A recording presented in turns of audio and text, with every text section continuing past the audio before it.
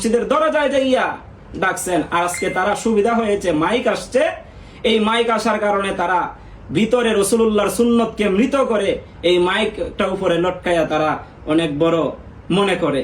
তারা এরকম ভাবে রাসূলুল্লাহর দ্বীনকে অপ্রচার করতেছে, রাসূলুল্লাহর দ্বীনকে ক্ষুণ্ণ কাটু করতেছে। তাদের ইচ্ছা মারওয়ানি বাদশার মতন তারা হেশাম বিন আব্দুল মালিকের মতন রাসূলুল্লাহ সঠিক ইসলাম সঠিক ধর্মের মধ্যে ভেজাল ঢুকাচ্ছে।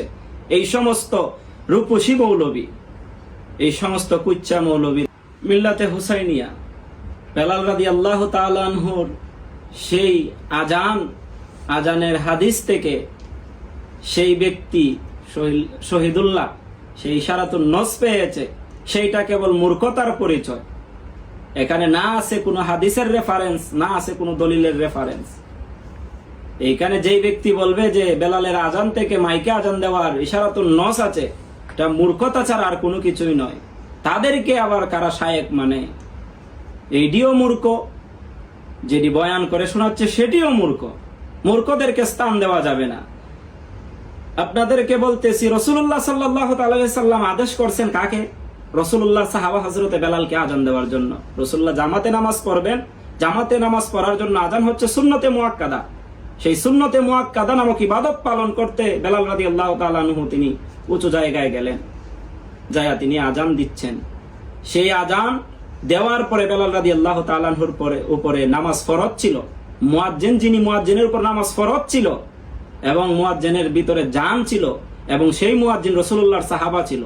আজকে তারা যেই মাইকটাকে ব্যবহার করতে চায়, রাসূলুল্লাহ সাল্লাল্লাহু তাআলা আলাইহি ওয়াসাল্লাম, এই মাইকটা কি রাসূলুল্লাহ সাল্লাল্লাহু তাআলা আলাইহি ওয়াসাল্লামের সাহাবী? এই মাইকটা কি, মাইকের উপর কি নামাজ ফরজ? এই মাইকের কি জান রয়েছে?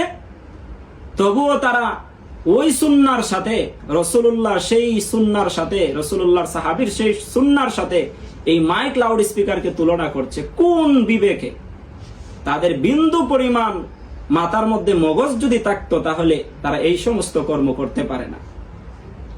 মিল্লাতে হুসাইনিয়া এইটা বেদাতে সাইয়া, মাইক লাউড স্পিকার নামাজে আজানে ব্যবহার করা বেদাতে সাইয়া। এটা আমার কথা নয়, এখানে আপনারা দেখেন, এটা আমার কথা নয়, এটা হচ্ছে জাল হক। এই যে উর্দুটাও আছে নিচে, জাল হক উর্দুটাও আছে।